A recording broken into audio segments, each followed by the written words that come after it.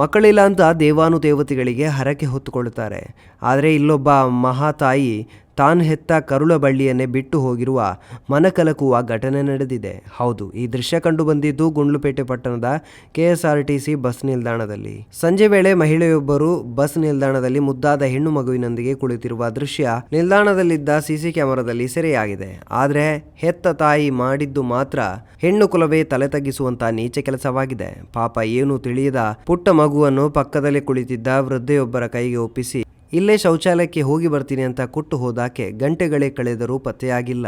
ಆದರೆ ಅಸುಗೂಸು ಮಾತ್ರ ವೃದ್ಧೆಯ ಮಡಿಲಲ್ಲಿ ಅಮ್ಮ ಅಮ್ಮ ಅಂತ ದುಃಖಿಸಿ ಅಳುತ್ತಿದ್ದ ದೃಶ್ಯ ನೋಡಿದ ಸಾರ್ವಜನಿಕರು ವೃದ್ಧೆಯನ್ನು ವಿಚಾರಿಸಿದಾಗ ನಿಜ ಸತ್ಯ ಬಯಲಾಗಿದೆ.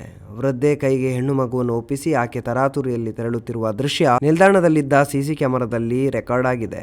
ಸದ್ಯ ಘಟನೆ ವಿಚಾರ ಅರಿತ ಗುಂಡ್ಲುಪೇಟೆ ಪೊಲೀಸರು ಭೇಟಿ ನೀಡಿ ಪರಿಶೀಲನೆ ನಡೆಸಿ ಮಗುವನ್ನು ತಬ್ಬಲಿ ಮಾಡಿ ಹೋದ ಮಹಾತಾಯಿಯ ಪತ್ತೆಗೆ ಮುಂದಾಗಿದ್ದಾರೆ. ಇನ್ನು ತಬ್ಬಲಿಯಾಗಿರೋ ಹೆಣ್ಣು ಮಗುವನ್ನ CMS ಅನಾಥ ಮಕ್ಕಳ ಆಶ್ರಮಕ್ಕೆ ಒಪ್ಪಿಸಲಾಗಿದೆ. ಮಗು ವಾರಸ್ದಾರರು ಯಾರೋ ಗುಂಡ್ಲುಪೇಟೆ ಬಸ್ ನಿಲ್ದಾಣದಲ್ಲಿ ಬಿಟ್ಟು ಹೋಗಿದ್ದಾರೆ.